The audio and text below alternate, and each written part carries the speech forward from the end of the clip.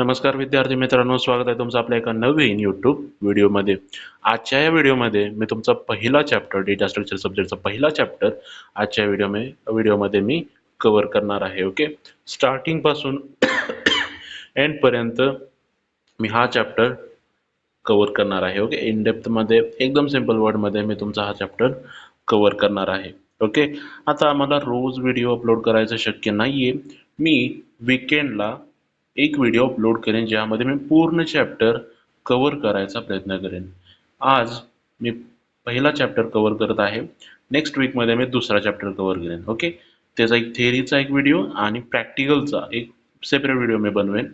Total 2 video मी next वीकमध्ये upload करणार आहे. ओके, तर जास्त वेळ न घालवता आपण आपल्या या व्हिडिओला सुरुवात करूया. ओके, तर पहिल्या चॅप्टरचं नाव आहे आपलं introduction to data structure. Okay, तर डेटा स्ट्रक्चर म्हणजे काय असतो हे आपण पहिल्यांदा पाहणार आहोत.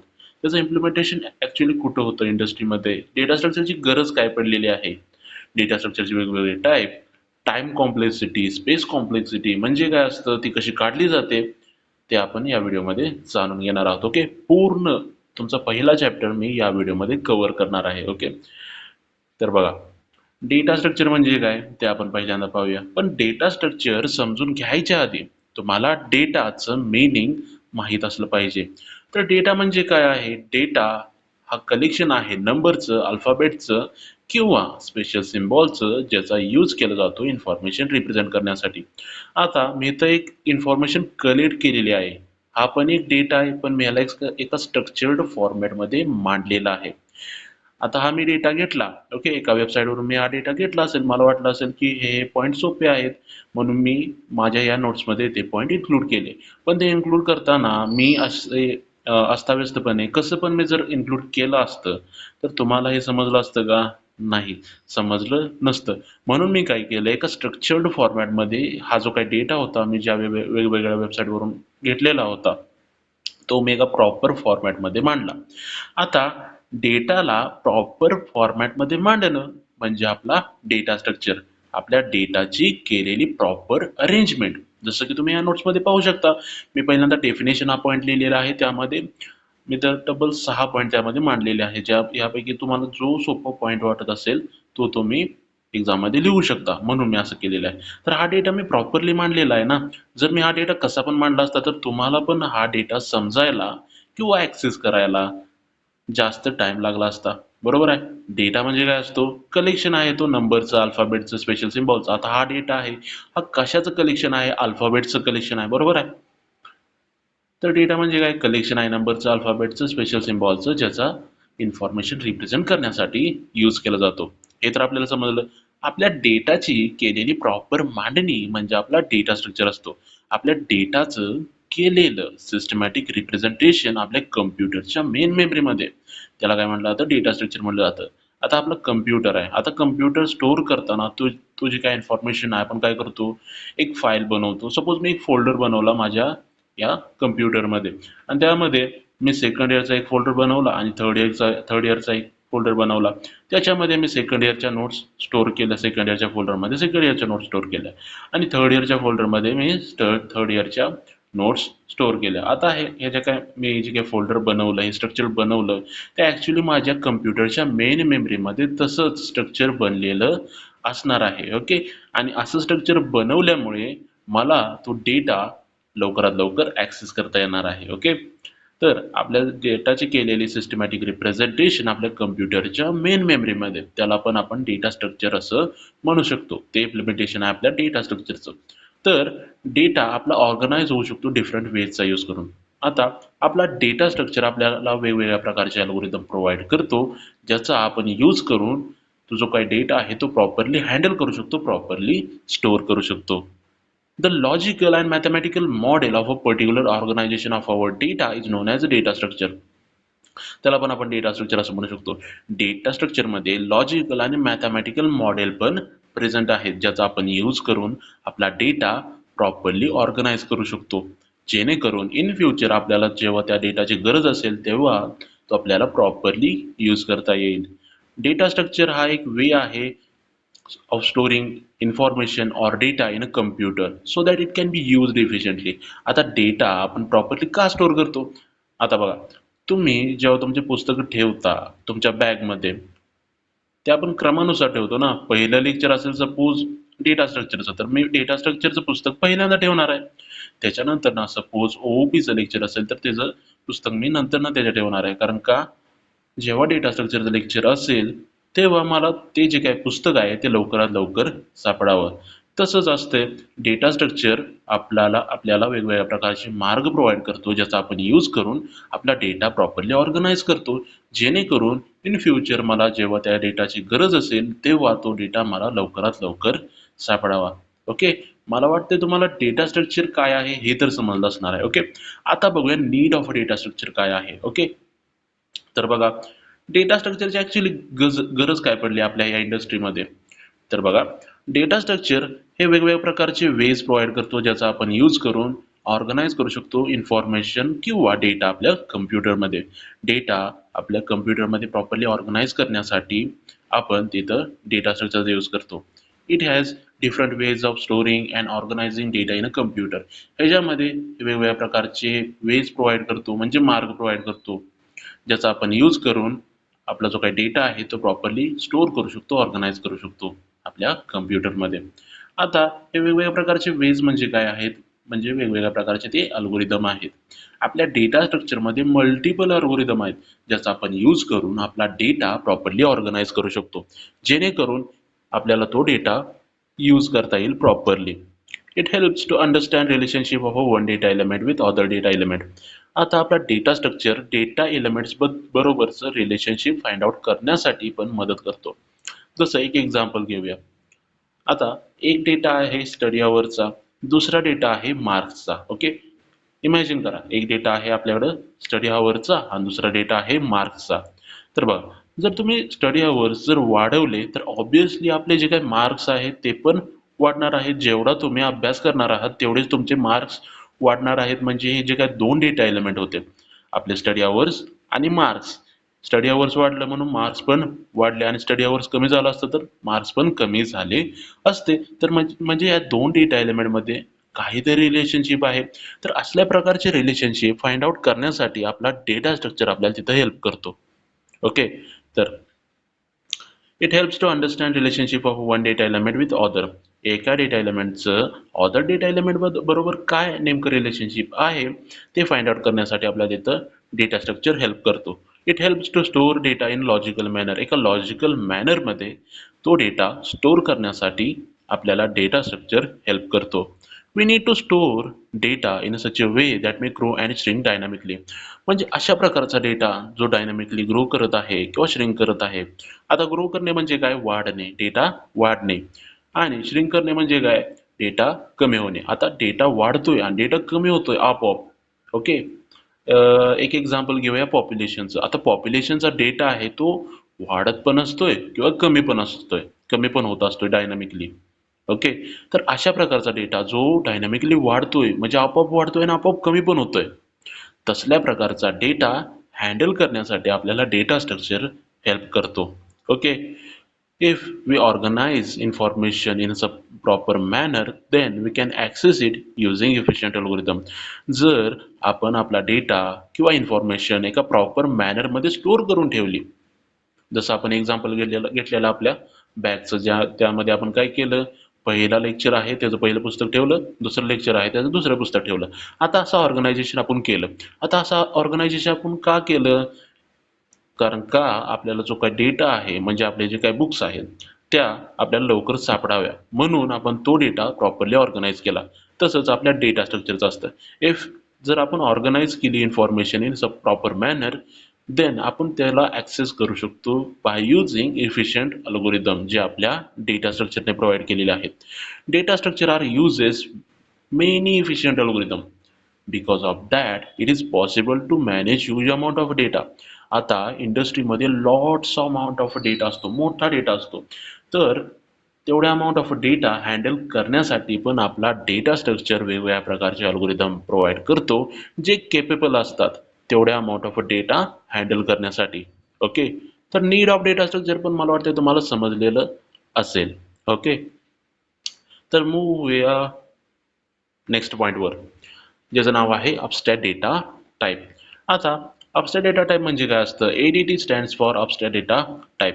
Okay, abstract data type is a type for object whose behavior is defined by set of value or set of operation. Okay, एक टेक्निकल डेफिनेशन आहे आणि एकदम अवघड आहे, त्यामुळे मी पण तुम्हाला सजेस्ट करतो की हे डेफिनेशन जर तुम्ही पाठ करून लिहिली तर ठीक आहे, नाहीतर नाही लिहिली तरी चालेल, कारण यामध्ये मी खूप सारे पॉईंट दिलेले आहेत. ओके, एक टेक्निकल डेफिनेशन असावे म्हणून पण मी इथं हा पॉईंट दिलेला आहे, तुम्ही हे स्किप करू शकता. तर नेक्स्ट डेफिनेशन सोपे आहे. The definition of ADT mentions what operation are to be performed on the object without giving detailed information about how this operation will be implemented. Abstract data type म्हणजे काय? एकदम सोप्या शब्दात सांगायचं म्हटलं, to show only essential details and hide unnecessary unwanted detail from the user is known as abstract data type. Okay, abstract data type म्हणजे काय? तर abstract data type आपल्याला काय सांगतो की कोणते ऑपरेशन परफॉर्म होणार आहेत त्या स्पेसिफिक ऑब्जेक्टवरती. ओके, सपोज माझा ए नावाचा एक ऑब्जेक्ट आहे, तर त्या ऑब्जेक्टवरती कोणत्या प्रकारचे ऑपरेशन्स होणार आहेत हे सांगण्याचं काम आपला अपस्ट्रॅक्ट डेटा टाईप करतो.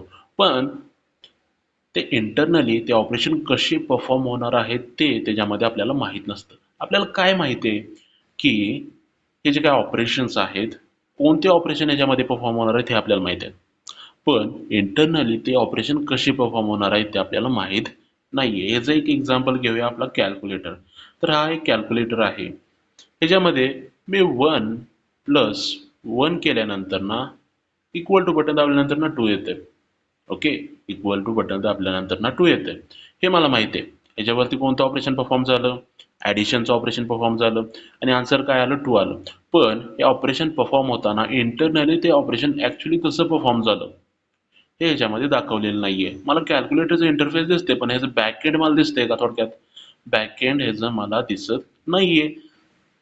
ओके, हे झालं एक्झाम्पल आपल्या abstract data टाईपचं. Abstract data type is a type for object whose behavior is defined by set of values or set of operations. ह्याची एक दुसरी डेफिनेशन आहे, डेफिनेशन ऑफ ADT मेन्शन काय करतो तो? What operation are performed on an object without giving detailed information about how this operation will be implemented. आता आपण example बघितलं कॅल्क्युलेटरचं. ह्याच्यामध्ये आपल्याला काय माहित होतं? कोणत्या प्रकारचे ऑपरेशन परफॉर्म होणार आहेत हे आपल्याला माहित होतं, पण इंटरनली त्या कॅल्क्युलेटरनं एक व्हेरिएबल घेतला, त्याच्यावरती ती व्हॅल्यू स्टोअर केली. दुसरा व्हेरिएबल घेतला, त्यावरती ती व्हॅल्यू स्टोअर केली. तिसरा व्हेरिएबल त्यानं तयार केला, जेणेकरून त्याची काही 2 व्हेरिएबलची ॲडिशन आहे ती त्याच्यावरती स्टोअर व्हावी. आता हे आपल्याला त्यानं सांगितलं का? नाही सांगितलं. आपल्याला ह्याच्याशी घेणं देणं पण नव्हतं. आता युजरला काय वाटतंय की 1 प्लस 1 दाबल्यानंतर ना 2 यावं. पण युजरला ह्याच्या बॅकएंडशी काय घेणं देणं आहे का? नाहीये. बॅकएंडशी काही घेणं देणं नाहीये. ह्याच्यामध्ये काय शो केलं जातंय की कोणतं ऑपरेशन परफॉर्म होणार आहे. पण ते ऑपरेशन ॲक्च्युली आतमध्ये कसं इम्प्लिमेंट केलं जात आहे ते त्याच्यामध्ये सांगितलं जात नाहीये. It does not specify how data will be organized in a memory and what algorithms will be used for implementing operations. म्हणजे ह्याच्यामध्ये काय स्पेसिफाय केलं जात नाही की आपला डेटा कसा ऑर्गनाइज केला जातोय आपल्या मेमरीमध्ये आणि कोणते अल्गोरिदम्स यूज केले जात आहेत त्याच्यावरती ऑपरेशन परफॉर्म करण्यासाठी. या 2 गोष्टी ह्याच्यामध्ये सांगितल्या जात नाही की आपला जो काही डेटा आहे तो आपल्याकडून घेतलेला तर आहे, पण तो डेटा ॲक्च्युअली मेमरीमध्ये कसा स्टोअर केलेला आहे हे त्याच्यामध्ये सांगितलं जात नाहीये. त्याच्यावरती ऑपरेशन्स परफॉर्म करण्यासाठी कोणकोणत्या प्रकारचे अल्गोरिदम तिथं यूज केले जात आहेत हे पण आपल्यापासून हाईड केलेलं असतं. Okay, called as abstract because it will show only essential details and hide unwanted details. याला abstract का म्हटलं जातं? कारण का तो शो करतोय फक्त इसेन्शियल डिटेल्स आणि हाईड करतोय unnecessary unwanted detail from the user. Okay, म्हणजे अशी माहिती जी युजरला गरजेची नाहीये ती त्याच्यापासून हाईड करून ठेवणे आणि जी माहिती युजरसाठी गरजेची आहे ती फक्त त्याला शो करणे. आता कॅल्क्युलेटरमध्ये मला त्याचं फक्त इंटरफेस आणि मी परफॉर्म केलेल्या ऑपरेशनचा रिझल्टच मला फक्त महत्त्वाचा होता. पण ते कसं इम्प्लिमेंट केलं जातंय इंटरनली मेमरीमध्ये ते मला महत्त्वाचं तिथं नव्हतं. म्हणून ते एक इम्प्लिमेंटेशन आहे abstract data typeचं. The process of providing only essential details and hiding unwanted details is known as abstraction.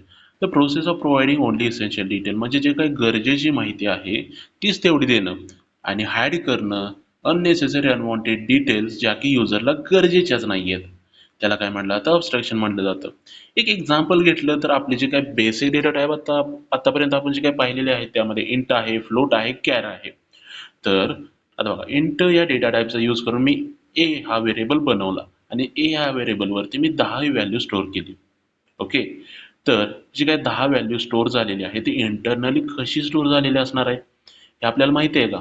नाही, कारण ते अबस्ट्रॅक्ट डेटा टाइप आहेत. इंट हा अबस्ट्रॅक्ट डेटा टाइप आहे, कारण का तो फक्त शो करतो की कोणतं ऑपरेशन यामध्ये परफॉर्म होतंय. आता int a is equal to 10 ह्याच्यावरती कोणते ऑपरेशन होणार आहे? Assignment operation. ओके. एक एक्झाम्पल, एक मिनिट, AXCA एक्सेल ड्रॉप.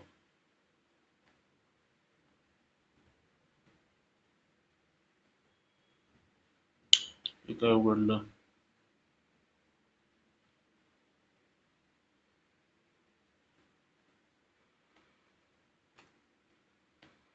एक मिनिट, मला व्हाईट बोर्ड उघडू दे. ओके, हे मी इरेज करतो.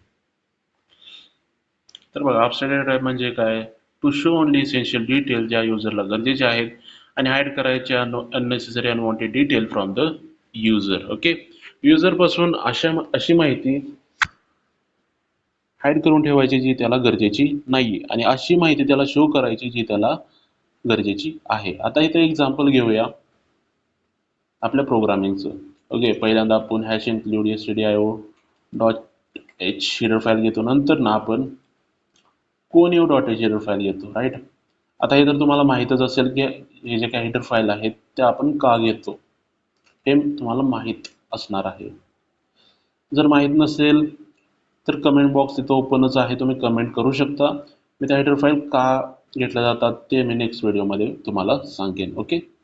तर बघा मी इथं काय केलं माहिती आहे का? इंट या डेटा टाइपचा ए हा व्हेरिएबल बनवला आणि त्यावरती 10 ही व्हॅल्यू स्टोअर केली. आता 10 ही व्हॅल्यू स्टोअर करताना इथं असाइनमेंट ऑपरेटर आहे ना, इक्वल टू आपला असाइनमेंट ऑपरेटर आहे म्हणजे इथं असाइनमेंट ऑपरेशन इथं परफॉर्म झालेलं आहे. ओके. ए वरती 10 ही व्हॅल्यू स्टोअर झालेली आहे, पण ही 10 ही व्हॅल्यू इंटरनली कशी स्टोअर झालेली आहे हे आपल्याला इथं हाईड करून ठेवलेलं आहे. आपल्याला फक्त काय माहिती आहे की व्हॅल्यू स्टोअर झालेली आहे एवढंच माहिती आहे आणि एवढंच आपल्याला गरजेचं आहे बरं का.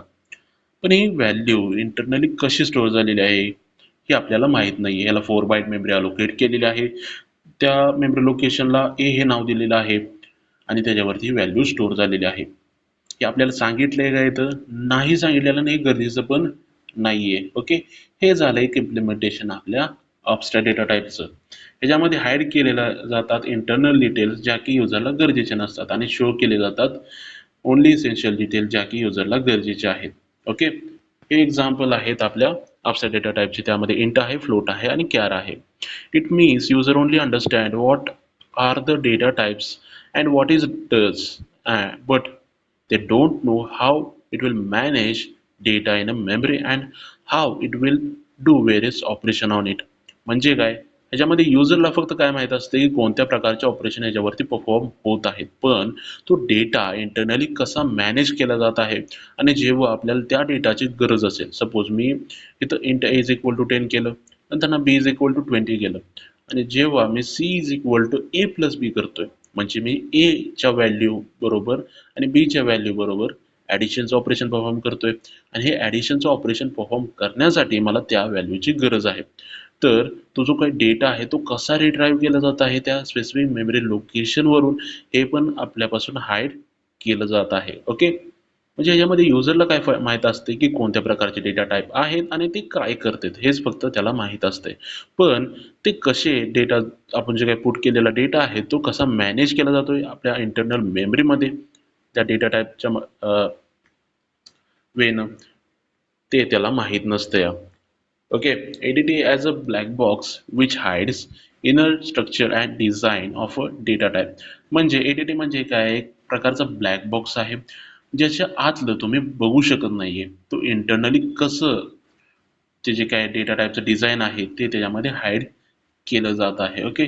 मला वाटतं तुम्हाला अबस्ट्रॅक्ट डेटा टाइप ही कन्सेप्ट समजली असेल. जर समजली नसेल तर तुम्ही कमेंट बॉक्समध्ये कमेंट करू शकता. मी त्यावरती एक सेपरेट व्हिडिओ बनवेल.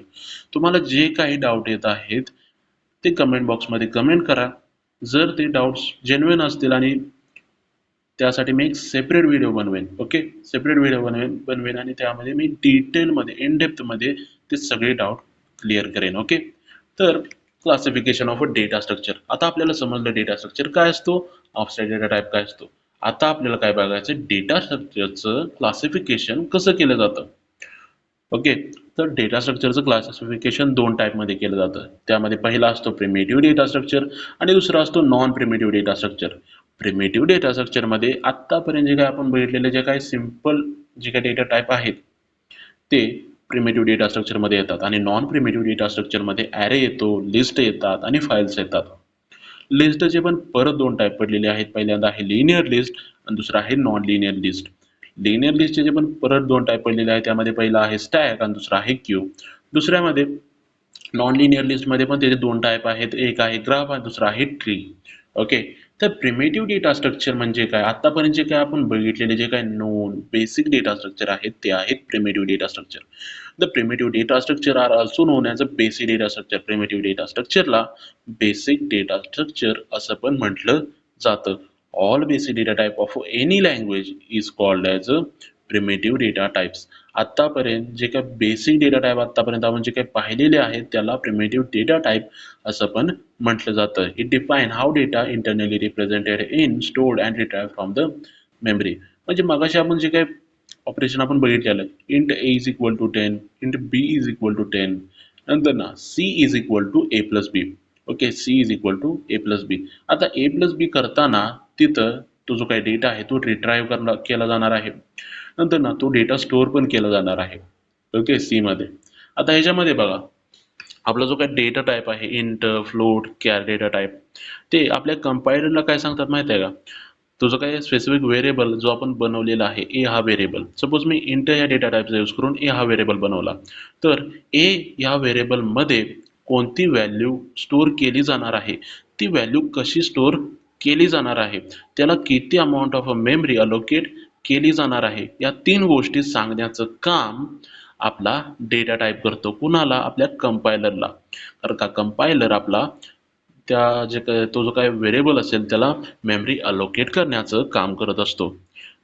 ओके. 3 गोष्टी आपला डेटा टाइप आपल्या कंपायलरला सांगतो की तो जो काही डेटा आहे तो कसा स्टोअर केला जाणार आहे, त्या डेटाचं इंटरनली कसं रिप्रेझेंटेशन केलं जाणार आहे आणि जेव्हा मला त्या डेटाची गरज असेल, सपोज मला ॲडिशन ऑपरेशन परफॉर्म करायचं होतं, c is equal to A plus b करायचं होतं, तर तेव्हा मला त्या डेटाची गरज होती. तर जेव्हा गरज असेल मला त्या डेटाची कोणतंही ऑपरेशन परफॉर्म करण्यासाठी, तेव्हा तो डेटा ॲक्च्युली कसा रिट्राईव्ह केलं जाणार आहे ते सांगण्याचं काम पण आपला प्रिमिटिव्ह डेटा टाइप करतो, जे आपले आहेत इंट, फ्लोट, कॅर. बरोबर आहे? मला वाटतं तुम्हाला हे समजलं असेल. जर समजलं नसेल तर कमेंट बॉक्समध्ये कमेंट करा. मी त्यासाठी एक सेपरेट व्हिडिओ बनवेन. ओके. तर बघा एक्झाम्पल काय आहेत इंट, फ्लोट, कॅरेक्टर, पॉइंटर. हे 4 एक्झाम्पल आहेत प्रिमिटिव्ह डेटा स्ट्रक्चरचे. आता आपण वळूया नॉन प्रिमिटिव्ह डेटा स्ट्रक्चरकडे. आता जे काही नॉन प्रिमिटिव्ह डेटा स्ट्रक्चर आहे त्यामध्ये आपण काय बघितलं, ॲरे, लिस्ट आणि फाइल्स. आता एक मिनिट. ओके. तर आपण काय बघतोय non primitive data structure. All the data structure which are derived from primitive data structure are called as a non primitive data structure. म्हणजे असे डेटा स्ट्रक्चर जे बनवताना प्रिमिटिव्ह डेटा स्ट्रक्चरचा यूज केला जातो, प्रिमिटिव्ह डेटा स्ट्रक्चरचा आधार घेतला जातो, तसल्या डेटा स्ट्रक्चरला नॉन प्रिमिटिव्ह डेटा स्ट्रक्चर असं म्हटलं जातं. आता एक एक्झाम्पल घेऊया ॲरेचं. आता ॲरे बनवताना एक मिनिट आपण आपल्या बोर्डवरती जाऊया. तर बघा इथं ॲरे मला बनवायचं आहे सपोज. ओके. ए नावाचा ॲरे आहे ज्याची साईज सपोज 5 आहे. तर मी इथं ॲरे बनवलाय. आता हा आपला काय आहे नॉन प्रिमिटिव्ह डेटा स्ट्रक्चर आहे, कारण हा ॲरे आहे ना, म्हणून हा नॉन प्रिमिटिव्ह डेटा स्ट्रक्चर आहे. तर हा नॉन प्रिमिटिव्ह डेटा स्ट्रक्चर बनवताना पण मला या प्रिमिटिव्ह डेटा स्ट्रक्चरचा आधार घ्यावा लागला. बरोबर आहे. इंट या डेटा टाइप काय आहे, प्रिमिटिव्ह डेटा स्ट्रक्चर आहे आणि ए हा काय आहे, नॉन प्रिमिटिव्ह डेटा स्ट्रक्चर आहे. ओके, ए हा ॲरे आहे, तो नॉन प्रिमिटिव्ह डेटा स्ट्रक्चर आहे आणि नॉन प्रिमिटिव्ह डेटा स्ट्रक्चर बनवताना पण मला प्रिमिटिव्ह डेटा स्ट्रक्चरचा तिथं आधार घ्यावा लागला. बरोबर आहे? तेच इथं सांगितलेलं आहे. ऑल डेटा स्ट्रक्चर जे डिराइव्हड केलेले आहेत फ्रॉम प्रिमिटिव्ह डेटा स्ट्रक्चर त्यालाच काय म्हटलं जातं, नॉन प्रिमिटिव्ह डेटा स्ट्रक्चर असं म्हटलं जातं. The non primitive data structure हे हायली कॉम्प्लेक्स्ड डेटा स्ट्रक्चर आहेत. Highly developed complex data structure आहेत. जसं आपण ॲरे बघितला. आता ह्याची साईज 5 आहे. पण मी जी सपोज जी काय साईज आहे ती 500 ठेवली. तर ती साईज वाढलेली आहे. त्याच्यामध्ये अमाउंट ऑफ डेटा पण जास्त आहे. आणि अमाउंट ऑफ डेटा जेव्हा जास्त असेल, तेव्हा ऑब्व्हियसली ते जे काय तो जो काही ॲरे आहे तो कॉम्प्लिकेटेड बनणार आहे. बरोबर आहे? हायली डेव्हलप्ड ते कॉम्प्लेक्स डेटा स्ट्रक्चर आहेत. जे काही नॉन प्रिमिटिव्ह डेटा स्ट्रक्चर आहेत, ज्यामध्ये ॲरे आहे, लिस्ट आहे, फाइल्स आहेत. ते काय आहेत, highly developed complex data structure आहेत. कारण का ते हाय अमाउंट ऑफ डेटा ते स्टोअर करू शकतात आणि त्यावरती ऑपरेशन परफॉर्म करू शकतात. पण तसं प्रिमिटिव्ह डेटा स्ट्रक्चरमध्ये नाही आहे. प्रिमिटिव्ह डेटा स्ट्रक्चरमध्ये ॲट अ टाईम आपण एकच व्हॅल्यू स्टोअर करू शकतो आणि त्याच्यावरती ऑपरेशन परफॉर्म करू शकतो. पण नॉन प्रिमिटिव्ह डेटा स्ट्रक्चरमध्ये आपण lot amount of data store करू शकतो आणि त्या डेटाला हाताळण्याचं काम पण आपण त्यामध्ये करू शकतो. बरोबर आहे? त्यामुळेच नॉन प्रिमिटिव्ह डेटा स्ट्रक्चरला highly developed complex data structure असं म्हटलं जातं. The non-primitive data structure is responsible for organizing group of homogeneous and heterogeneous data elements. आता homogeneous म्हणजे काय, सारखे सारखे एलिमेंट, आणि heterogeneous म्हणजे काय, वेगवेगळे एलिमेंट. म्हणजे असे एलिमेंट जे सारखे सारखे आहेत किंवा वेगवेगळे आहेत, अशा डेटा एलिमेंट्सना हाताळण्यासाठी आणि अशा डेटा एलिमेंटला ऑर्गनाइज करण्यासाठी पण आपण तिथं नॉन प्रिमिटिव्ह डेटा स्ट्रक्चरचा तिथं यूज करतो. त्याचे एक्झाम्पल काय आहेत, ॲरे आहे, लिस्ट आहे. लिस्टमध्ये पण त्याचे परत 2 टाईप पडलेले आहेत. एक आहे लिनियर लिस्ट, जी लिनियरली डेटाला स्टोअर करते, आणि एक आहे नॉन लिनियर लिस्ट. ओके, आणि त्याचे पण खाली 2 टाईप आहेत. एकामध्ये आहे स्टॅक आणि क्यू, आणि दुसऱ्यामध्ये आहे ट्री आणि ग्राफ्स. आणि तिसरं जे काही नॉन प्रिमिटिव्ह डेटा स्ट्रक्चर आहे तो आहे फाइल्स. ओके, आय होप तुम्हाला नॉन प्रिमिटिव्ह डेटा स्ट्रक्चर पण समजलं असेल. ओके, तर आपण मूव्ह होऊया पुढच्या पॉईंटकडे, ज्याचं नाव आहे लिनियर आणि नॉन लिनियर डेटा स्ट्रक्चर. आता लिनियर डेटा स्ट्रक्चरमध्ये काय येतं, array, stack, Q, linked list. Non linear data स्ट्रक्चरमध्ये काय येतं, ट्री आणि ग्राफ्स. आता बघा, लिनियर डेटा स्ट्रक्चर म्हणजे काय, in this type of data structure all data elements are stored in a particular sequence. म्हणजे लिनियर डेटा स्ट्रक्चरमध्ये जे काही ऑल डेटा एलिमेंट्स असतात ते एका पर्टिक्युलर सिक्वेन्सनुसार स्टोअर केलेले असतात. त्यामध्ये एक सिक्वेन्स फॉलो केला जातो तो अमाऊंट ऑफ डेटा स्टोअर करण्यासाठी. ओके, ऑल एलिमेंट्स अरेंज्ड असतात एका लिनियर फॅशनमध्ये. लिनियर फॅशन म्हणजे काय, तर एकानंतर एक एलिमेंट स्टोअर करणे एकदम लिनियरली एका ओळीमध्ये ते जे काही एलिमेंट्स आहेत ते स्टोअर करून ठेवणे. ते काय झालं आपलं इम्प्लिमेंटेशन आपल्या लिनियर डेटा स्ट्रक्चरचं. The sequential organization of our data elements is known as a linear data structure. आपल्या डेटाची केलेली सिक्वेन्शियल अरेंजमेंट म्हणजे प्रॉपर मांडणी, त्याला काय म्हटलं जातं, आपलं लिनियर डेटा स्ट्रक्चर असं म्हटलं जातं.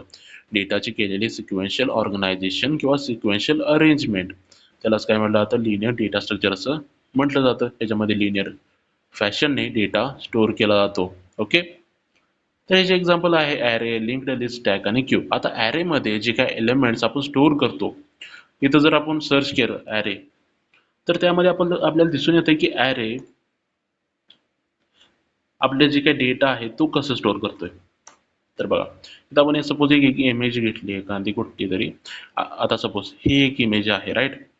तर या इमेजमध्ये तो जो काही डेटा आहे तो एका लिनियर फॅशनमध्ये स्टोअर केलेला आहे. पहिल्यांदा मी 2 स्टोअर केलं, त्याच्यानंतर ना 4 स्टोअर केलं, त्यानंतर ना 8 स्टोअर केलं, त्यानंतर ना 12 स्टोअर केलं, नंतर 16, नंतर 18 स्टोअर केलं.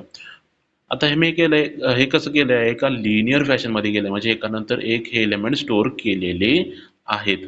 हे काय झालं, इम्प्लिमेंटेशन आपल्या लिनियर डेटा स्ट्रक्चरचं. ह्याच्यामध्ये आपण काय केलेलं आहे, एकानंतर एक एलिमेंट स्टोअर केलेले आहेत एका लिनियर फॅशनमध्ये. आता बघा, एका लिनियर फॅशनमध्ये आहे ना, म्हणजे एका ओळीमध्ये हे एलिमेंट स्टोअर केलेले आहेत. म्हणजे हे कशाचं इम्प्लिमेंटेशन आहे, आपल्या लिनियर डेटा स्ट्रक्चरचं.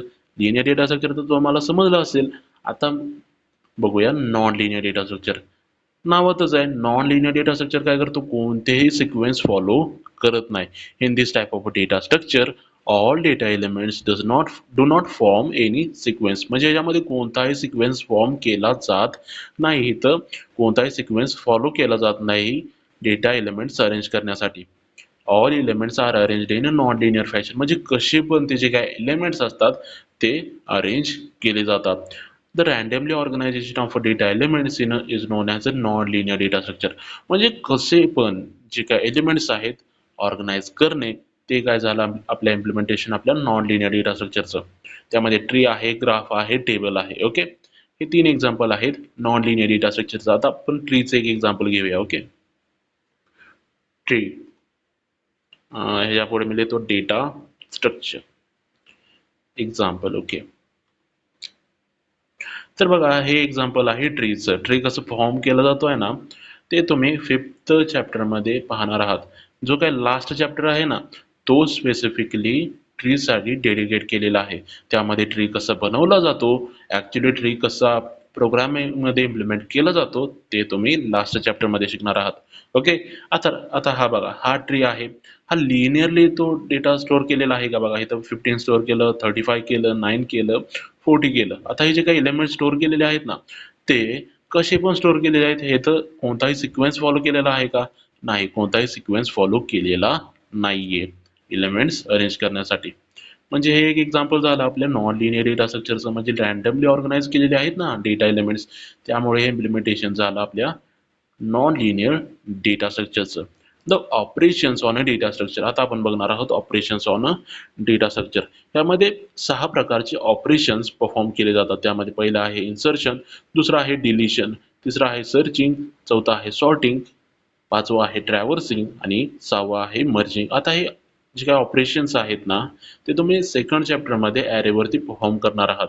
म्हणूनच इथं तुम्हाला फक्त थिअरीमध्ये ते जे काही ऑपरेशन्स आहेत ते एक्सप्लेन केलेले आहेत, जेणेकरून तुम्हाला नेक्स्ट चॅप्टरमध्ये ते ऑपरेशन परफॉर्म करताना कोणतीही अडचण येणार नाही. ओके, तर बघा पहिलं आहे इन्सर्शन. इन्सर्शन म्हणजे काय? Adding new element in a existing data structure, म्हणजे आपल्या एक्झिस्टिंग डेटा स्ट्रक्चरमध्ये न्यू एलिमेंट ॲड करणे. नंतर ना आहे डिलिशन. डिलिशन म्हणजे काय? Removing an element from the existing data structure, म्हणजे जो काही डेटा स्ट्रक्चर प्रेझेंट आहे त्यामधला एक एलिमेंट काढून टाकणे, म्हणजे आपलं काय झालं? Deletion operation.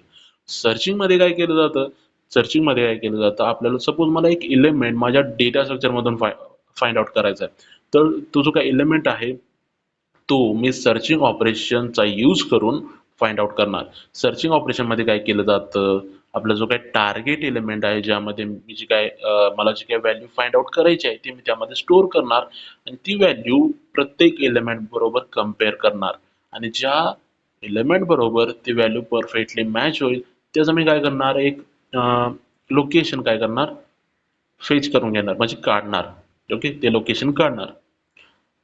ते काय झालं? सर्चिंगचं इम्प्लिमेंटेशन झालं. इट सर्चिंग म्हणजे काय? Finding location of a given data structure, sorry, it is a finding location of a data within a data structure. आपल्या जे काही डेटाचं लोकेशन काय आहे आपल्या विदिन अ डेटा स्ट्रक्चर मधलं, ते आपण याच्यामध्ये फाइंड आउट करणार आहोत. सॉर्टिंग. आता सॉर्टिंग म्हणजे काय?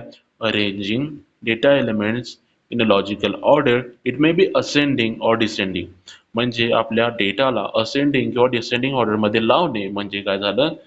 सॉर्टिंग ऑपरेशन झालं. असेंडिंग म्हणजे काय? चढता क्रम आणि डिसेंडिंग म्हणजे काय? उतरता क्रम, म्हणजे अशा क्रमानं डेटाला लावणं, ते काय झालं? इम्प्लिमेंटेशन आपल्या सॉर्टिंगचं. ट्रॅव्हर्सिंग. आता ट्रॅव्हर्सिंग म्हणजे काय? फक्त ईच अँड एव्हरी एलिमेंटला फक्त नुसतं ॲक्सेस करणं, म्हणजे प्रत्येक एलिमेंटला नुसतं बघणं थोडक्यात. प्रत्येक एलिमेंटला फक्त बघणं. It is an operation that access each and every element, म्हणजे प्रत्येक एलिमेंटला जाऊन नुसतं व्हिजिट करणं, ते काय झालं? इम्प्लिमेंटेशन आपल्या ट्रॅव्हर्सिंगचं. आता मर्जिंगमध्ये काय केलं जातं? सपोज माझा 2 ॲरे आहेत. एक आहे ॲरे ए आणि दुसरा आहे ॲरे बी. आता मला काय करायचं आहे? हे जे काही 2 ॲरे आहेत त्यांना कंबाईन करून एकच ॲरे बनवायचा आहे. म्हणजे मला त्यांना मर्ज करायचं आहे. आता हे ऑपरेशन करण्यासाठी मी मर्जिंगचा तिथं यूज करतो. It is use to combine data elements of a 2 data structure into 1 data structure, म्हणजे 2 डेटा स्ट्रक्चरचे जे काही एलिमेंट आहेत ते कंबाईन करून एकच त्याचा डेटा स्ट्रक्चर फॉर्म करणे, ते काय झालं? मर्जिंग. ओके, हे 6 ऑपरेशन मला वाटतं तुम्हाला समजले असतील. ओके, आता जाऊया नेक्स्ट पॉईंटकडं, ज्याचं नाव आहे अल्गोरिदम कॉम्प्लेक्सिटी. ओके, तर त्यामध्ये आपण पहिल्यांदा बघणार आहोत टाइम कॉम्प्लेक्सिटी. टाइम कॉम्प्लेक्सिटी म्हणजे काय असतं ते आपण बघणार आहोत. Time complexity of a program or algorithm is amount of a computer time that is need to run to a completion. म्हणजे काय, तर बघा, आपला प्रोग्राम किंवा अल्गोरिदम रन करण्यासाठी आपला कम्प्युटर किती अमाऊंट ऑफ टाइम घेतोय, ते काय झालं त्या प्रोग्रामची टाइम कॉम्प्लेक्सिटी. आता माझा एक सिंपल प्रोग्राम आहे हॅलो वर्ल्डचा. ओके, एक सिंपल प्रोग्राम घेऊया हॅलो वर्ल्डचा. एक मिनिट, हे काढतो मी आणि हा माझा प्रोग्राम आहे सपोज हॅलो वर्ल्डचा. ओके, एक हा हॅलो वर्ल्डचा प्रोग्राम आहे. Hello world. ओके, आता बघा, हा जो काही प्रोग्राम आहे तो रन करण्यासाठी माझा कम्प्युटर कितीतरी अमाऊंट ऑफ टाइम घेणार आहे, बरोबर आहे. सपोज जर माझा प्रोग्राम मोठा असता, ह्याच्यामध्ये एक लाईन नसून 1000 लाईनी असत्या. ओके, 1000 लाईनी त्यामध्ये असत्या, तर तो जो काही 1000 लाईनीचा प्रोग्राम आहे तो रन करण्यासाठी आपला कम्प्युटर जास्त टाइम घेणार आहे. आणि हा जो काही प्रोग्राम आहे तो एकाच लाईनीचा आहे थोडक्यात. तसं म्हटलं तर प्रिंटएफच तो एक्झिक्यूट करणार आहे. म्हणून हा प्रोग्राम बघा, स्टार्टिंगला किती लाईन आहेत, 1 2 3 4 5 6, टोटल 6 लाईनीचा हा प्रोग्राम आहे. आणि जो काही दुसरा प्रोग्राम आहे तो सपोज 1000 लाईनीचा आहे. तर तो 1000 लाईनीचा प्रोग्राम रन करण्यासाठी आपला कम्प्युटर जास्त अमाऊंट ऑफ टाइम घेणार आहे. आणि हा प्रोग्राम जो की सिंपल आहे, 6 लाईनीचा हा प्रोग्राम आहे, तर हा प्रोग्राम रन करण्यासाठी माझा कम्प्युटर कमी टाइम घेणार आहे. ते काय झालं, त्या प्रोग्रामची टाइम कॉम्प्लेक्सिटी झाली. टाइम कॉम्प्लेक्सिटी म्हणजे काय, time complexity of a program किंवा algorithm is amount of a computer time that is need to run to a completion. म्हणजे आपला प्रोग्राम कम्प्लिटली एक्झिक्यूट करण्यासाठी, तो कम्प्लिटली रन करण्यासाठी आपलं कम्प्युटर किती अमाऊंट ऑफ टाइम घेतोय, ते काय झालं, त्या पर्टिक्युलर प्रोग्रामची टाइम कॉम्प्लेक्सिटी झाली. How much time required for an execution of a given program or algorithm is known as a time complexity. म्हणजे किती अमाऊंट ऑफ टाइम आपला कम्प्युटर घेतोय तो प्रोग्राम रन करण्यासाठी, ते काय झालं, त्या प्रोग्रामची किंवा अल्गोरिदमची टाइम कॉम्प्लेक्सिटी झाली. आपला कम्प्युटर किती अमाऊंट ऑफ टाइम घेतोय तो स्पेसिफिक प्रोग्राम रन करण्यासाठी, ते काय झालं, त्या प्रोग्रामची किंवा अल्गोरिदमची टाइम कॉम्प्लेक्सिटी झाली. While calculating time complexity, we develop a frequency count of all key statements which are important and basic instruction of our algorithm. While calculating time complexity, आपण जेव्हा टाइम कॉम्प्लेक्सिटी काढत असतो तेव्हा आपण काय करतो, एक फ्रिक्वेन्सी काउंट काढतो ऑल की स्टेटमेंटचा, आणि तो इम्पॉर्टंट असतो टाइम कॉम्प्लेक्सिटी काढण्यासाठी. वाईल कॅल्क्युलेटिंग टाइम कॉम्प्लेक्सिटी, आपण काय करतो, फ्रिक्वेन्सी काउंट करतो ऑल की स्टेटमेंटचा, आणि त्याचं जे काय ॲडिशन करून आपण काय करतो, त्याची टाइम कॉम्प्लेक्सिटी काढतो. आता फ्रिक्वेन्सी काउंट म्हणजे काय हे तुम्हाला सांगतो. How much time program controller visit a particular line, that count is known as a frequency count. म्हणजे आपला कंपायलर प्रत्येक लाईनला किती वेळा विजिट देणार आहे ते आपण काउंट करतो, आणि त्याचं काय करतो, ॲडिशन करतो, आणि जो काही तेव्हा आपण काउंट काढलेला आहे त्यालाच फ्रिक्वेन्सी काउंट असं आपण संबोधतो. म्हणजे काय, how much time program controller visit a particular line, that count is known as frequency count. म्हणजे किती अमाऊंट ऑफ टाइम आपला जो काही कंपायलर आहे तो पर्टिक्युलर लाईनला व्हिजिट करत राहिला, त्याचा काउंट म्हणजे आपला काय झाला, फ्रिक्वेन्सी काउंट. आता इथे एक एक्झाम्पल घेऊया. ओके, तुम्हाला टाइम कॉम्प्लेक्सिटी काढा म्हणून प्रश्न कधीच येत नाहीये. ओके, ते डोक्यातून काढून टाका. तुम्हाला काय प्रश्न येतो, what is time complexity, time complexity काय आहे एवढंच ते विचारतात. टाइम कॉम्प्लेक्सिटी या प्रोग्रामची काढा असं विचारलं जात नाही. ते विचारलं केव्हा जातं माहिती आहे का, डिग्रीमध्ये. बीटेक जेव्हा तुम्ही करता ना, तेव्हा तुम्हाला फ्रिक्वेन्सी काउंट काढा, टाइम कॉम्प्लेक्सिटी काढा असा तिथं प्रश्न येतो. पण MSBT मध्ये टाइम कॉम्प्लेक्सिटी काढा असा प्रश्न येत नाही. फक्त तुम्हाला काय माहित पाहिजे, टाइम कॉम्प्लेक्सिटी काय असतं आणि टाइम कॉम्प्लेक्सिटी कशी काढली जाते हे फक्त माहित असलं पाहिजे. ओके, तर बघा, आता हे जी टाइम कॉम्प्लेक्सिटी आपण कशी काढणार आहे ते बघा. आता टाइम कॉम्प्लेक्सिटी काढताना कोणकोणत्या गोष्टी कन्सिडर करायच्या नाहीयेत ते मी तुम्हाला सांगतो. तर पहिली गोष्ट आहे या 2 हेडर फाइल्स. ओके, हे जे काही 2 हेडर फाइल्स आहेत ना त्या आपल्याला कन्सिडर करायच्या नाहीयेत. ओके, हे जे काही 2 हेडर फाईल आहेत स्टार्टिंगच्या त्या आपल्याला कन्सिडर करायच्या नाहीयेत. ओके, या 2 एरर फाइल्स, राईट. हे जे काही 2 एरर फाइल्स आहेत ते आपल्याला कन्सिडर करायचे नाहीयेत. नंतर ना हे void main नावाचं जे काही फंक्शन आहे पण आपल्याला कन्सिडर करायचे नाहीये. नंतर ना clear screen, okay, clear screen नावाचं फंक्शन हे पण आपल्याला कन्सिडर करायचं नाहीये. नंतर ना गेट ch नावाचं फंक्शन पण आपल्याला कन्सिडर करायचं नाही. आपल्याला कन्सिडर काय करायचं आहे, जी स्टेटमेंट आपण लिहिलेली आहेत. आता हे जे काय बाकीचे स्टेटमेंट आहेत ना त्या प्रत्येक प्रोग्राममध्ये असतात, म्हणून या स्टेटमेंट कन्सिडर केल्या जात नाही जेव्हा आपण टाइम कॉम्प्लेक्सिटी काढतो. ओके. आता इथं आपला कंपायलर येणार आहे. कंपायलर इथं फक्त एकदाच व्हिजिट देणार आहे, म्हणून याची टाइम कॉम्प्लेक्सिटी काय झाली 1. या अख्ख्या प्रोग्रामची टाइम कॉम्प्लेक्सिटी किती झाली 1 झालेली आहे. आता या नोट्समध्ये मी एक एक्झाम्पल दिलेलं आहे फॉर लूपचं. ओके, फॉर लूपचं एक्झाम्पल दिलेलं आहे आणि आपला जो काही प्रोग्राम आहे तो किती अमाऊंट ऑफ टाइम कॉम्प्लेक्सिटी घेतोय, ओके, किती अमाऊंट ऑफ टाइम घेतोय तो रन करण्यासाठी ते पण आपण इथं पाहणार आहोत. ओके. आता समला त्यानं एकदाच व्हिजिट तो देणार आहे. ओके, समला तो एकदाच व्हिजिट देणार आहे. नंतर ना for i is equal to 1 i less than n i plus plus. आता ह्याच्यामध्ये काय होणार आहे ते पाहूया. ओके, टाइम कॉम्प्लेक्सिटी काढूया याची. ओके, तर बघा आता मी हा प्रोग्राम आहे ना इथं टाईप करून घेतो आणि आपण त्याची टाइम कॉम्प्लेक्सिटी काढूया. ओके, त्यामध्ये तुम्हाला फॉर लूपचं वर्किंग पण कळेल आणि टाइम कॉम्प्लेक्सिटी कशी काढली जाते ते पण समजेल. ओके, एक मिनिट मला प्रोग्राम टाईप करू दे. पहिल्यांदा आपल्याला हेडर फाइल्स येतात. हॅश इन्क्लूड stdio.h, नंतर ना हॅश इन्क्लूड punio.h. या 2 हेडर फाईल आल्यानंतर ना void main नावाचं एक फंक्शन आलं आणि त्याच्या आतमध्ये आपला खरा प्रोग्राम चालू झाला. ओके, शेवटी गेट ch तर असतंच, राईट. आणि त्याच्यावरती आपला क्लिअर स्क्रीन आला.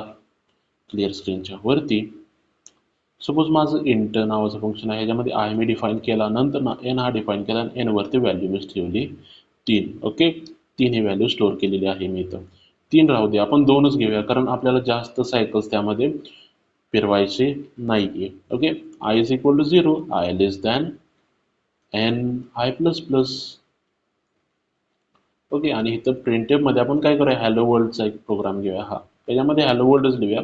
त्यामध्ये ॲडिशन करायचं काय गरज नाहीये, तुम्हाला उलट जास्त कन्फ्युजन होईल. हां, आणि जेव्हा तुम्ही एक्झाम्पल लिहिता ना ह्याचं टाइम कॉम्प्लेक्सिटीचं, तेव्हा सिम्पल एक्झाम्पल लिहित जावा. जास्त कॉम्प्लेक्स जर तुम्ही एक्झाम्पल लिहिलं तर त्याचा अर्थ असा नाही की तुम्हाला जास्त मार्क पडतील.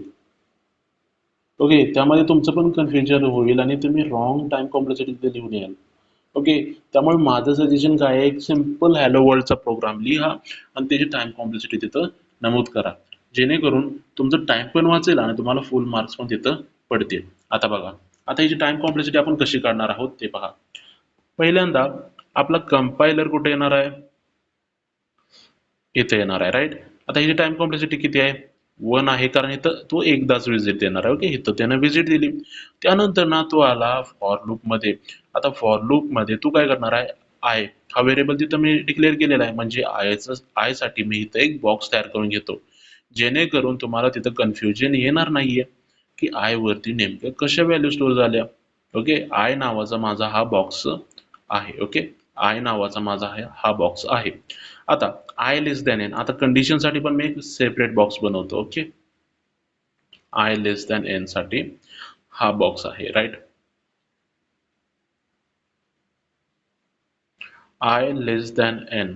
आता बघा, आय ची व्हॅल्यू आता स्टार्टिंगला किती आहे 0 आहे. ओके, आय ची व्हॅल्यू आता 0 आहे. ओके, पहिल्यांदा आपला कंपायलर इथं येणार आहे. ओके, माझं पॉइंटर इथं दिसतोय. आपला पहिल्यांदा कंपायलर इथं येणार आहे, आय वरती तो 0 ही व्हॅल्यू स्टोअर करणार आहे. नंतर ना तो कंडिशन चेक करणार आहे की आय लेस दॅन एन आहे का. आता आय ची व्हॅल्यू किती आहे, ओके, आय ची व्हॅल्यू आता किती आहे 0 आहे, राईट. तर 0 लेस दॅन एन. आता एन ची व्हॅल्यू किती आहे 2 आहे, राईट. एन ची व्हॅल्यू आता 2 आहे. 0 लेस दॅन 2, कंडिशन तर ट्रू झाली. कंडिशन ट्रू झाल्यामुळे हॅलो वर्ल्ड आपला आउटपुटला जाणार आहे. आता आपण टाइम कॉम्प्लेक्सिटी पण इथं मेजर करूया. ओके, तर इथं टाइम कॉम्प्लेक्सिटी आता किती आहे सध्या 1 आहे, राईट. इथं 1 आहे. ओके, टाइम कॉम्प्लेक्सिटी 1 आहे कारण इथं इथं आहे ना, यानं स्टार्टिंगला एकदाच व्हिजिट दिलेला आहे. आता ही कंडिशन ट्रू झाली. कंडिशन ट्रू झाल्यानंतर ना तो खाली जाणार आहे आणि या स्टेटमेंटचं एक्झिक्युशन करणार आहे. ही स्टेटमेंट त्याने एक्झिक्यूट केली. हॅलो वर्ल्ड आपला आउटपुटला गेलं. हॅलो वर्ल्ड आउटपुटला गेल्यानंतर ना तो काय करणार आहे, आय प्लस प्लस करणार आहे. आयची व्हॅल्यू आता 1 ने इन्क्रिमेंट झालेली आहे. आयची व्हॅल्यू 1 ने इन्क्रिमेंट झाली म्हणजे आयची व्हॅल्यू आता 0 ची 1 झालेली आहे. नंतर ना तो काय करणार आहे, कंडिशन चेक करणार आहे. तो स्टार्टिंगला नाही जाणार आयला परत आणि तो इनिशियलाइज नाही करणार. इनिशियलायझेशन फक्त पहिल्याच स्टेपमध्ये असतं. इनिशियलायझेशन नंतरच्या स्टेपमध्ये येत नाही. ओके, हे कायम ध्यानात ठेवा. इनिशियलायझेशन फक्त पहिल्यांदाच होतं, नंतर ना होत नाही. तो काय करणार आहे, आता कंडिशन चेक करणार आहे. कारण आयची व्हॅल्यू इन्क्रिमेंट झालेली आहे म्हणून तो कंडिशन चेक करणार आहे. तर आता कंडिशन काय झालेली आहे बघा, 1 लेस दॅन 2 आहे का? ऑब्विसली 1 हा लेस दॅन 2 आहे. पण असं करताना त्यानं काय केलं, इथं एकदा विजिट दिली म्हणून आपण काय करूया, ही जी काय टाइम कॉम्प्लेक्सिटी आहे खोडूया आणि इथं 2 लिहूया. ओके, 2. ओके, तर इथं टाइम कॉम्प्लेक्सिटी आता किती झाली, 2 झाली. राईट. आता आता ही कंडिशन तर ट्रू झाली. 1 लेस दॅन 2 कंडिशन काय आहे, ट्रू आहे. कंडिशन ट्रू असताना आपला काय कंपायलर काय करणार आहे, स्टेटमेंट एक्झिक्यूट करणार आहे परत आणि हॅलो वर्ल्ड आउटपुटला गेला. आता काय होणार आहे, आयची व्हॅल्यू इन्क्रिमेंट होणार आहे. कितीने इन्क्रिमेंट होणार आहे, 1 ने इन्क्रिमेंट होणार आहे. बरोबर आहे. पण आयची व्हॅल्यू आता किती झाली, 1 ची 2 झाली. राईट. आयची व्हॅल्यू आता 1 ची 2 झालेली आहे. ओके, आयची व्हॅल्यू 1 ची 2 झाली. आता 2 लेस दॅन 2, आता इथं कंडिशन चेक होणार आहे ना. आयची व्हॅल्यू 1 ने इन्क्रिमेंट झाली म्हणून परत तो कंडिशन चेक करण्यासाठी जाणार आहे. तर 2 लेस दॅन 2 ही कंडिशन काय झाली, इथं फॉल्स झाली. आता फॉल्स कंडिशन झाली पण इथं त्याने अजून एकदा विजिट दिली. बरोबर आहे, अजून एकदा हिनं तिथं विजिट दिली म्हणून आपण इथं काय करणार आहे, ही जी काय टाइम कॉम्प्लेक्सिटी मी आधी लिहिली होती ती खोडून इथं एक नवीन टाइम कॉम्प्लेक्सिटी लिहिणार आहे. ती आहे 3. आता हे तर त्यानं 3दा विजिट दिली. आता ही कंडिशन फॉल झाल्यानंतर ना तो काय करणार आहे, बाहेर जाणार आहे. राईट. कंडिशन फॉल झाल्यानंतर ना आपला कंपायलर बाहेर जाणार आहे आणि त्यानं आतली स्टेटमेंट किती वेळा विजिट केली, ट्रू असतानाच विजिट केली. आता ट्रू किती वेळा होती आपली कंडिशन, 0 असताना, 1 असताना. ओके, म्हणजे इथं टाइम कॉम्प्लेक्सिटी त्याची किती आहे, 2 आहे. ओके, टाइम कॉम्प्लेक्सिटी 2 आहे म्हणजे आपल्या कंपायलरनं त्या स्टेटमेंटला किती वेळा विजिट केलेला आहे, 2 वेळा केलेला आहे. ओके, म्हणजे आता आपण इथं बेरीज करणार आहोत. 1 प्लस 3 किती झालं, 4 झालं आणि 4 प्लस 2 म्हणजे 6. म्हणजे आपल्या प्रोग्रामची टाइम कॉम्प्लेक्सिटी किती झालेली आहे, 6 झालेली आहे. आपल्या प्रोग्रामची टाइम कॉम्प्लेक्सिटी किती झालेली आहे, 6 झालेली आहे. ओके, या प्रोग्रामची आपली टाइम कॉम्प्लेक्सिटी किती आहे, 6 आहे. ओके, तर हे झालं ओव्हरऑल आपल्या टाइम कॉम्प्लेक्सिटी बद्दल. टाइम कॉम्प्लेक्सिटी म्हणजे काय असतं, टाइम कॉम्प्लेक्सिटी म्हणजे सिंपल, आपल्या प्रोग्रामला रन करण्यासाठी आपला कंपायलर किंवा आपला कम्प्युटर किती अमाऊंट ऑफ टाइम घेतोय, हे काय झालं त्याची टाइम कॉम्प्लेक्सिटी. आणि टाइम कॉम्प्लेक्सिटी काढताना आपण काय काउंट करतो, फ्रिक्वेन्सी काउंट आपण काउंट करतो. फ्रिक्वेन्सी काउंट म्हणजे काय, तर आपला कंपायलर पर्टिक्युलर लाईनला किंवा स्टेटमेंटला किती वेळा विजिट देतोय ते काय झालं, त्याची टाइम कॉम्प्लेक्सिटी झाली. ओके, ते किती, सॉरी, फ्रिक्वेन्सी काउंट म्हणजे काय, आपला कंपायलर पर्टिक्युलर लाईनला किती वेळा विजिट करतोय हे काय करणार, आपण काउंट करणार आणि त्याचं ॲडिशन करून त्याला काय करणार, तिथं मांडणार. ओके, आणि ते काय झाले, आपली टाइम कॉम्प्लेक्सिटी झाली. ओके, तर हे झालं ओव्हरऑल त्याच्याबद्दल. नंतर ना स्पेस कॉम्प्लेक्सिटी. तर स्पेस कॉम्प्लेक्सिटी म्हणजे काय, space complexity of a program or algorithm is amount of memory that it need to run to a completion. म्हणजे आपला प्रोग्राम रन करण्यासाठी आपला कम्प्युटर किती अमाऊंट ऑफ मेमरी त्याला अलोकेट करतोय जेणेकरून तो प्रोग्राम कम्प्लिटली रन व्हावा. ते काय झालं, त्याची स्पेस कॉम्प्लेक्सिटी. आता प्रत्येक प्रोग्रामची स्पेस कॉम्प्लेक्सिटी डिफरंट असते. कारण का, आता मी इथं व्हेरिएबल डिफाईन केलाय ना. ओके, इथं मी आय हा व्हेरिएबल डिफाईन केला, नंतर ना एन हा व्हेरिएबल डिफाईन केला. हे 2 व्हेरिएबल मी ह्याच्यामध्ये डिफाईन केले. बरोबर आहे. तर ह्याच्यामध्ये आपण आपला कंपायलर किती वेळा व्हिजिट करतो हे नाही मोजणार. आपण काय मोजणार, किती व्हेरिएबल त्यामध्ये डिक्लेअर केलेले आहेत आणि कोणत्या डेटा टाईपचे ते व्हेरिएबल आहेत. कारण डेटा टाईपवरती पण तेच असतं. डेटा टाईपचा यूज करून आपण काय करतो, तो जो काही व्हेरिएबल आहे तो तयार करतो आणि डेटा टाईपच डिफाईन करतो की त्या व्हेरिएबलला किती अमाऊंट ऑफ मेमरी तिथं अलोकेट केली जाणार आहे. तेच आपण इथं काउंट करतो. बरोबर आहे, स्पेस कॉम्प्लेक्सिटी म्हणजे. स्पेस कॉम्प्लेक्सिटी म्हणजे काय, तर किती अमाऊंट ऑफ मेमरी आपला कम्प्युटर त्या स्पेसिफिक प्रोग्रामला अलोकेट करणार आहे जेणेकरून तो प्रोग्राम कम्प्लिटली रन व्हावा. How much space required for an execution of a given program or algorithm is known as space complexity. म्हणजे किती अमाऊंट ऑफ स्पेस रिक्वायर्ड आहे एक्झिक्युशनसाठी आपल्या त्या प्रोग्रामच्या. ओके, प्रोग्रामच्या एक्झिक्युशनसाठी किती अमाऊंट ऑफ स्पेस गरजेचं आहे ते काय झालं, त्याची स्पेस कॉम्प्लेक्सिटी झाली. ओके, माझं पण कन्फ्युजन आहे टाइम कॉम्प्लेक्सिटी आणि स्पेस कॉम्प्लेक्सिटीमध्ये. ओके, तर बघा, हाऊ मच स्पेस म्हणजे किती अमाऊंट ऑफ स्पेस आपल्या प्रोग्रामला अलोकेट केला जाणार आहे जेणेकरून तो प्रोग्राम कम्प्लिटली रन व्हावा, ते काय झालं, त्याची स्पेस कॉम्प्लेक्सिटी झाली. आता त्यामध्ये पण दोन पार्ट असतात. ओके, एक आहे फिक्स्ड स्पेस पार्ट आणि दुसरा आहे व्हेरिएबल स्पेस पार्ट. आता फिक्स्ड स्पेस पार्ट मध्ये काय येतं, it include space for instructions, simple variable, fixed size, structured variable आणि कॉन्स्टंट्स. म्हणजे यामध्ये काय येते, असले व्हेरिएबल येते ज्यांच्या व्हॅल्यू चेंज होत नाहीत, ज्यांचं स्टोरेजचं जे काही कॅपॅसिटी आहे, म्हणजे 4 बाईटची जर मेमरी ते जे काही व्हेरिएबल आहे घेत असेल तर 4 बाईटची मेमरीज ते घेतं. 4 बाईटपेक्षा जास्त मेमरी ते घेत नाही. ते काय झालं, फिक्स्ड स्पेस पार्ट. ओके, आणि व्हेरिएबल स्पेस पार्ट म्हणजे काय, तर असे व्हेरिएबल जे त्यांची जी काही कॅपॅसिटी आहे म्हणजे 4 बाईटपेक्षा ते जास्त पण मेमरी घेतात, ते काय झाले व्हेरिएबल स्पेस पार्टमध्ये झाले. एकदम सिम्पलमध्ये. ओके, ह्याच्यामध्ये काय काय इन्क्लूड असतात, इन्स्ट्रक्शन्स. आता इन्स्ट्रक्शन हा एवढीच मेमरी घेतात ना जेवढी त्यांना पाहिजे. सपोज जर 4 बाईट मेमरी त्याला जर लागत असेल तर ती 4 बाईटच घेणार आहे. त्यामध्ये किती पण व्हॅल्यू स्टोअर करा, ती 4 बाईटच घेणार आहे. त्यामध्ये इन्स्ट्रक्शन येतात, सिम्पल व्हेरिएबल येतात, फिक्स्ड साईजचे स्ट्रक्चर्ड व्हेरिएबल येतात आणि कॉन्स्टंट पण त्यामध्ये येतात. ओके, आणि व्हेरिएबल स्पेस पार्टमध्ये काय काय येतं, space needed by structured variable whose size depends on a particular value of variable. म्हणजे सपोज मी ए हा व्हेरिएबल मी बनवलेला आहे आणि ए हा व्हेरिएबल असा आहे जो डायनॅमिकली ग्रो करू शकतो. केव्हा, जेव्हा मी त्यामध्ये जी काही व्हॅल्यू स्टोअर केलेली आहे जेव्हा ती वाढेल. सपोज मी त्यामध्ये 5 ही व्हॅल्यू स्टोअर केली, ए मध्ये मी 5 ही व्हॅल्यू स्टोअर केली, तर तेव्हा तो 4 बाईट ऑफ मेमरी घेत होता. आणि जर मी त्यामध्ये 100 व्हॅल्यू स्टोअर केली तेव्हा तो जास्त मेमरी घेत होता. हेच एक एक्झाम्पल आहे आपला ॲरे. ॲरेमध्ये जर मी व्हॅल्यू जास्त स्टोअर केल्या तर तो जास्त मेमरी घेतो आणि त्यामध्ये जी व्हॅल्यू कमी स्टोअर केली तर तो कमी अमाऊंट ऑफ मेमरी घेतो. जास्त व्हॅल्यू स्टोअर केल्याने जास्त मेमरी घेतली जाते आणि कमी अमाऊंट ऑफ डेटा त्यामध्ये स्टोअर केल्यानंतर ना तो कमी अमाऊंट ऑफ स्टोरेज तिथं घेतो. ते काय झालं, इम्प्लिमेंटेशन आपल्या व्हेरिएबल स्पेस पार्टचं, राईट. आणि फिक्स्ड स्पेस पार्टमध्ये काय येतात, आपले आत्तापर्यंत बघत आलेला आपण बेसिक व्हेरिएबल्स. त्यामध्ये ए हा व्हेरिएबल मी डिफाईन केला आणि त्यावरती 10 व्हॅल्यू स्टोअर केली. आता ही 10 व्हॅल्यू स्टोअर केल्यानंतर ना तो 4 बाईटची मेमरी घेणार आहे.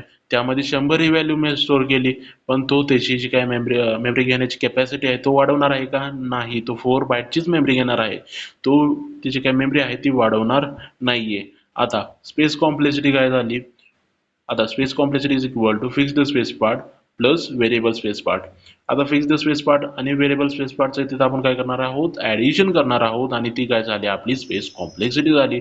कारण आपल्या त्याच्यामध्ये कशामध्ये आपण म्हणू शकतो, आपल्या डेटा स्ट्रक्चरमध्ये जे काही व्हेरिएबल स्पेस पार्ट आहेत त्याची व्हॅल्यू किती पण असू शकते, पण आपल्याला फिक्स्ड स्पेस पार्टची आपल्याला व्हॅल्यू काढता येते. व्हेरिएबल स्पेस पार्टचा आपण अंदाज लावू शकत नाही, कारण आपण जेवढ्या त्यामध्ये व्हॅल्यू स्टोअर करतो ना तेवढे अमाऊंट ऑफ स्टोरेज ते जास्त घेतं. ओके, म्हणून आपण हे दोघांचं ॲडिशन करून स्पेस कॉम्प्लेक्सिटी काढतो. आता इथे एक एक्झाम्पल पण आहे बघा, सम इज इक्वल टू 0. आता आपलं काय, हे काय आहे, एक फिक्स्ड स्पेस पार्ट आहे, म्हणजे एक स्टॅटिक व्हेरिएबल आहे जो 4 बाईटचीच मेमरी घेतोय. ओके, इथं 4 बाईटची मेमरी त्याने घेतली. नंतर ना i is equal to 0, i less than n आणि आय प्लस प्लस. आता ह्याच्यामध्ये आयची व्हॅल्यू वाढणार आहे. त्यामध्ये आपण खाली बघू शकतो, अबो एक्झाम्पल कन्सिस्ट ऑफ 3 व्हेरिएबल. यामध्ये 3 व्हेरिएबल आहेत. पहिला आहे आय, दुसरा आहे सम. ओके, पहिला आहे आय, दुसरा आहे सम आणि तिसरा आहे एन. आणि हे तिन्ही पण व्हेरिएबल इंटिजर या डेटा टाईपचे आहेत, राईट. ओके, इंटिजरचे आहेत वे, पण हे 2-2 बाईट मेमरी घेणार, राईट. ओके, हे 2-2 बाईट मेमरी घेणार. Sum is equal to 0. Sum is equal to 0 ला किती अमाऊंट ऑफ मेमरी अलोकेट होणार आहे, 2 बाईट्स. नंतर ना आयला किती अमाऊंट ऑफ मेमरी अलोकेट होणार आहे 2 बाईट्स. नंतर ना एन, आता एनला किती अमाऊंट ऑफ मेमरी अलोकेट होणार आहे 2 बाईट्सचीच. आणि इथं व्हेरिएबल स्पेस पार्ट काय आहे का नाहीये. ओके, व्हेरिएबल स्पेस पार्ट यामध्ये नाहीये, म्हणजे फक्त फिक्स्ड स्पेस पार्ट आहे. आता याची ऍडिशन करूया. Sum is equal to 0. आता हा व्हेरिएबल 2 बाईट्स ऑफ मेमरी घेतली 2, आय ची 2 बाईट ऑफ मेमरी 2, नंतर ना एन ची 2 बाईट ऑफ मेमरी, म्हणजे 2 plus 2 plus 2 plus 2. Okay, 2 plus 2 किती झालं 4 झालं, आणि 4 प्लस 2 6 झालं. ओके, म्हणजे 6 बाईटची मेमरी आपला हा प्रोग्राम आपला प्रोग्राम इथं घेणार आहे थोडक्यात. ओके, तर हे झालं तुमचं ओव्हरऑल ऑफ तुमच्या फर्स्ट चॅप्टर बद्दल. ओके, तुम्हाला हा व्हिडिओ जर आवडला असेल तर आपल्या व्हिडिओला लाईक करा. जर आपल्या चॅनलवरती जर तुम्ही नवीन असाल तर आपल्या चॅनलला सबस्क्राईब करा, कारण असेच कंटेंट मी अपलोड करत जाणार आहे प्रत्येक वीकेंडला. ओके, मला रोज कंटेंट अपलोड करणे होणार नाहीये, कारण माझं पण कॉलेज चालू झालेलं आहे. ओके, म्हणून मी प्रत्येक वीकेंडला 1 तासाचं किंवा 2 तासाचं व्हिडिओ अपलोड करेन. आधीमध्ये मी तुमची एक्झाम असताना सेमिनार पण घेईन, त्याच्यामध्ये मी इम्पॉर्टंट क्वेश्चनच कव्हर करेन. Okay, so thank you for watching my video till end. Okay.